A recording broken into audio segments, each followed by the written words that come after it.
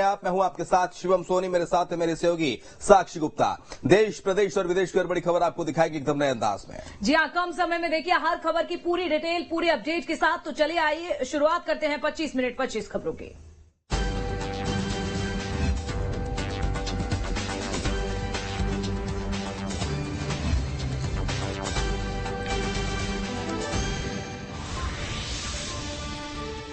कांग्रेस नेता राहुल गांधी ने हरियाणा विधानसभा चुनाव में आप के साथ गठबंधन की गुंजाइश पर राज्य सरकार के नेताओं से राय मांगी है। कांग्रेस की केंद्रीय चुनाव समिति की बैठक में हरियाणा के नेताओं से बातचीत भी की है। इस दौरान राहुल गांधी आप और कांग्रेस के बीच में गठबंधन के पक्ष में दिखे हैं। आपको बता दें, इससे पहले लोकसभा चुनाव में भी कांग्रेस आपने मिलकर चुनाव यहां पर लड़ा था। कांग्रेस ने 9 और आपने 1 सीट पर चुनाव लड़ा था।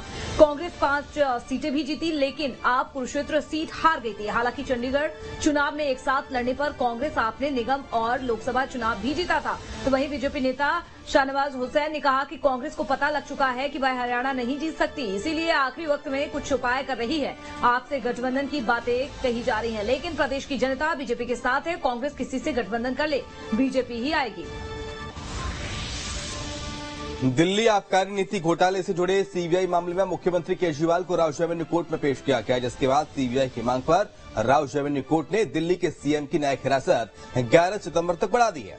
और इस दौरान केजरीवाल के वकील ने उनकी जमानत बढ़ाने का विरोध किया। राउज एवेन्यू कोर्ट ने इसी मामले में सीबीआई की ओर से दायर चौथे आरोप पत्र का भी संज्ञान लिया। सीबीआई ने अरविंद केजरीवाल, दुर्गेश पाठक, विनोद चौहान, आशीष माथुर और शरत रेड्डी के खिलाफ पूरक आरोप पत्र दाखिल किया। अदालत ने 5 आरोपियों को पेशी का समन जारी किया। विशेष न्यायाधीश कावेरी बाबेजा की अदालत में मामले की सुनवाई हुई है। आम आदमी पार्टी की राज्यसभा सांसद स्वाति मालीवाल बदसलूकी मामले में जेल में बंद विभव कुमार को सुप्रीम कोर्ट से जमानत मिल चुकी है। सुप्रीम कोर्ट ने कुछ शर्तों के साथ विभव को जमानत दे दी है। इस दौरान कोर्ट ने कहा है कि इस मामले में जांच पूरी हो चुकी है और चार्जशीट दाखिल हो चुका है। ऐसे में हम ज्यादा दिन तक याचिकाकर्ता को जेल में नहीं रख सकते। साथ ही सुप्रीम कोर्ट ने विभव कुमार को जमानत देते हुए टिप्पणी भी की। सुप्रीम कोर्ट ने कहा कि मामले में याचिकाकर्ता पहले से ही 100 दिनों से ज्यादा समय से जेल में बंद है। दिल्ली पुलिस की ओर से पेश एएसडी एसबी राजू ने जमानत का विरोध भी किया। उन्होंने कहा कि सबूतों के साथ छेड़छाड़ होने की संभावना है। इस पर अदालत ने कहा कि जमानत की शर्तें निचली अदालत तय करेंगी। विभव कुमार सीएम ऑफिस और ऑफिसर के यहां नहीं जाएंगे। इसके अलावा कोई भी सरकारी पद विभव कुमार को नहीं दिया जाएगा और न ही वे सबूतों के साथ कोई छेड़छाड़ करेंगे, न ही केस से जुड़ा हुआ कोई भी बयान देंगे। आरजेडी सुप्रीमो लालू प्रसाद यादव ने आरएसएस और बीजेपी पर जोरदार हमला बोला। आरजेडी अध्यक्ष लालू यादव ने कहा कि ये लोग जातीय जनगणना कैसे नहीं कराएंगे, इन लोगों को मजबूर कर देंगे। लालू यादव ने एक्स पर लिखा कि आरएसएस और बीजेपी वाला का कान पकड़कर दंड बैठक कराकर इनसे जातिगत जनगणना कराएंगे। इनकी क्या औकात है जो ये जातिगत जनगणना नहीं कराएंगे। इनको इतना मजबूर करेंगे कि इन्हें जातिगत जनगणना कराना ही पड़ेगा। दलित, पिछड़ा, आदिवासी और गरीब का एकता दिखाने का समय आ चुका है। लालू यादव पर नवीन ने तंज कसा और साथ ही उन्होंने कहा कि लालू जी के शर्मनाक शब्द उन्हीं को मुबारक हों। क्या आपने परिवार के बाहर किसी को आरक्षण का लाभ दिया? जाति के नाम पर लालू यादव रोटी सेकते हैं। लालू जी के शर्मनाक शब्द उन्हीं को मुबारक हो। इसी तरह के बयान के लिए वो जाने जाते हैं। मैं तो लालू यादव जी से खुद पूछता हूं, क्या परिवार के बाहर आपने किसी को आरक्षण का लाभ दिया क्या? तो आज वो किस विषय की बात कर रहे हैं? कौन से जाति की गणना की? जो जाति गणना हो के केवल अपने परिवार को लाभ देना हो। आज तक यादव समाज को भी आपने लाभ दिया है क्या किसी चीज के लिए? तो कहीं ना कहीं ये केवल भ्रम का जाल फैलाते हैं। लालू यादव जी रोटी सेकते हैं जाति के नाम पर और केवल अपने परिवार का लिए मेवा खाने का काम करते हैं। ये मंसूबा उनका पूरा नहीं होगा। नरेंद्र मोदी के नेतृत्व में समाज के हर वर्ग का विकास, समाज के हर व्यक्ति की गणना कर हर अंतिम व्यक्ति तक विकास की योजना कैसे पहुंचे इसकी चिंता की जा रही है।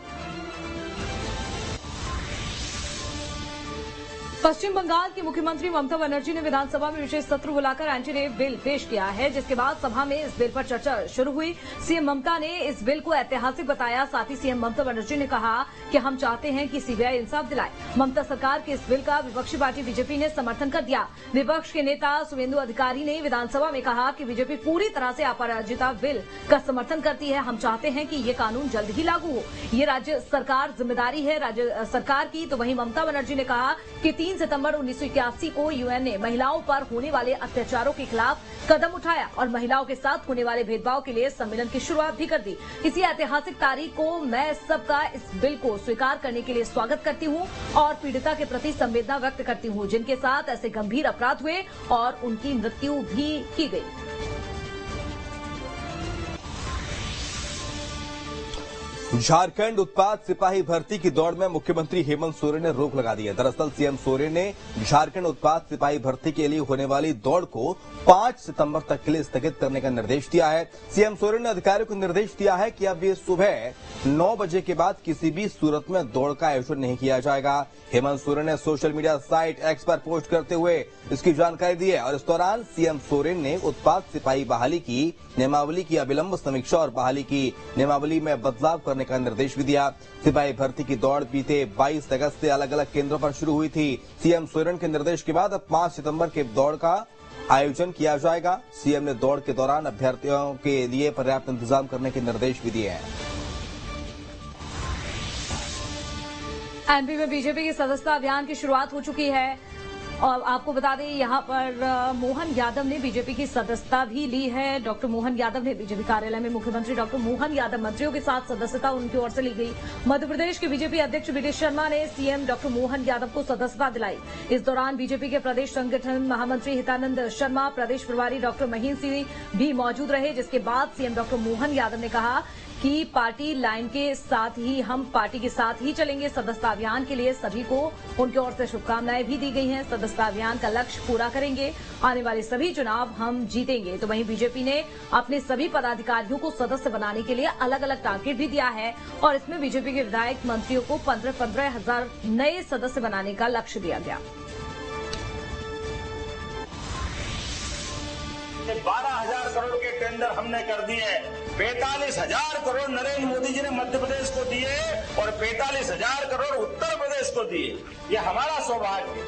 दोनों का मिलाकर 1 लाख करोड़ की योजना है। कभी सोच नहीं सकते थे इतनी बड़ी राशि मिलेगी। 70,000 करोड़ की पार्वती कालीसीन चंबल योजना जो आगर से लगा करके हमारा पूरा चंबल का बेल्ट तक जाएगी। ये पूरा उत्तर पश्चिम वाला मध्य प्रदेश, ये पूरे के पूरे क्षेत्र में राजस्थान के साथ जोड़ करके पूरा क्षेत्र अपनी एक तरह से दशा बदलेगा। केंद्र सरकार ने इंदौर मनमाड़ के बीच नई रेल लाइन परियोजना को मंजूरी दे दी है। इंदौर, धार, खरगोन और बड़वानी को सीधी रेल कनेक्टिविटी मिलेगी। इससे मध्य प्रदेश के कई शहरों को लाभ पहुंचेगा। इस रेल लाइन में मध्य प्रदेश और मुंबई के बीच की दूरी कम हो जाएगी। इसके चलते कृषि आधारित उद्योगों को भी बढ़ावा मिलेगा, साथ ही पर्यटन, इंडस्ट्री और माइनिंग सेक्टर को भी मजबूती मिलेगी। इस परियोजना पर सरकार 18,000 करोड़ रुपए खर्च करेगी। रेल लाइन 309 किलोमीटर लंबी है। वर्तमान में इंदौर से मुंबई के बीच 650 किलोमीटर की दूरी है, जो कि घटकर कम हो जाएगी और इस परियोजना के जरिए महाराष्ट्र में काम शुरू हो गया है।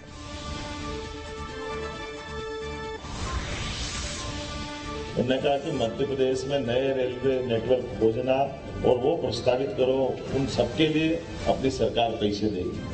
और उसमें उन्होंने जो पीछे का मंतव्य छिपा होता है वो और महत्व था, जिसके आधार पर उन्होंने कहा कि मध्य प्रदेश में रेलवे के नेटवर्क से मध्य प्रदेश का तो भला होगा ही, लेकिन मध्य प्रदेश बोलते ही देश का मध्य में है, इसलिए उत्तर, दक्षिण, पूर्व, पश्चिम चारों दिशा में अगर उनको जाना है तो मध्य प्रदेश से गुजरना है। तो ऐसे में मध्य प्रदेश के अंदर विकास करने में वो संभावना भी छिपी हुई है, जिसके कारण से देश की आवश्यकता है। इंदौर की नई लाइन अपने आप में बहुत बड़ा प्रोजेक्ट है। 309 किलोमीटर का और 18,000 करोड़ रुपए इसमें इन्वेस्टमेंट आए। ये लाइन अपने निमाड़, मालवा इस क्षेत्र को सीधा मुंबई से जोड़े, लेकिन केवल इस क्षेत्र को ही न देखें हमें इसका इमीडिएट बेनिफिट मिलता है ग्वालियर, झांसी, आगरा, कानपुर, लखनऊ और नेपाल के साथ जुड़े हुए एरिया, इन सब को अब JNPT पोर्ट की कनेक्टिविटी मिल जाती है। योगी सरकार का एक बार फिर से बड़ा एक्शन सामने आया है। उत्तर प्रदेश के 29% कर्मचारियों ने अपनी संपत्ति का ब्यौरा नहीं दिया, जिसको लेकर योगी सरकार ने संपत्ति का ब्यौरा न देने वाले 2,44,000 कर्मचारियों अधिकारियों का अगस्त महीने का वेतन रोक दिया है। मुख्य सचिव ने 31 अगस्त तक हर हाल में मानव संपदा पोर्टल पर चल अचल संपत्ति का ब्यौरा देने के निर्देश भी दे दिए थे और तय तारीख तक राज्य के 71% कार्मिकों ने ही अपनी संपत्ति का यहां पर ब्यौरा जमा कराया। ब्यौरा न जमा कराने वाले कर्मचारियों की अगस्त की सैलरी रोक दी गई है, तो वहीं सरकारी कर्मचारियों के लिए संपत्ति विवरण जमा करने की अंतिम तारीख अब 1 महीने और भी बढ़ा दी गई है। दरअसल मुख्य सचिव ने 17 अगस्त को शासन के आदेश के जरिए यहां पर सभी विभागों को आदेश भी दिया था कि 31 अगस्त तक संपत्ति का ब्यौरा देने वालों को ही अगस्त महीने का वेतन दिया जाएगा। प्रदेश में कुल 84,06,640 राज्यकर्मी हैं और इनमें से 60,002 आपको बता दें यहां पर मानव संपदा पोर्टल पर चल अचल संपत्ति का ब्यौरा भी इन लोगों ने दिया। IAC 814 कंधार अपहरण पर आधारित वेब सीरीज पर विवाद लगातार बढ़ता जा रहा है और इस वेब सीरीज को लेकर सरकार भी एक्शन मोड में आ गई है। उसने OTT प्लेटफॉर्म नेटफ्लिक्स इंडिया की प्रमुख मोनिका शेरगिल को समन जारी किया, जिसके बाद मोनिका आज सूचना एवं प्रसारण मंत्रालय के संयुक्त सचिव से मुलाकात उन्होंने की है। नेटफ्लिक्स कंटेंट हेड को तलब किए जाने के पीछे सूत्रों ने बताया कि सरकार ने साफ कर दिया है कि किसी को भी इस देश के लोगों की भावनाओं से खेलने का अधिकार नहीं है। भारत की संस्कृति और सभ्यता का हमेशा सम्मान किया जाना चाहिए। किसी चीज को गलत तरीके से पेश करने से पहले आपको सोचना चाहिए। सरकार इसे लेकर बहुत गंभीर है। छत्तीसगढ़ के दंतेवाड़ा बीजापुर बॉर्डर पर सुरक्षा बलों और नक्सलियों के बीच में आज मुठभेड़ हो गई, जहां इस मुठभेड़ में सुरक्षा बलों ने 9 नक्सलियों को ढेर कर दिया। जवानों ने मुठभेड़ में मारे गए सभी नक्सलियों के शव भी बरामद कर लिए हैं। नक्सलियों के पास से SLR राइफल 303 और 315 बोर राइफल विस्फोटक भी बरामद किए हैं। जानकारी के मुताबिक इलाके में सुबह से जवानों और नक्सलियों के बीच में रुक कर फायरिंग हो रही थी। ऑपरेशन में शामिल सभी जवान सुरक्षित बताए जा रहे हैं। बस्तर के आईजी ने इसकी जानकारी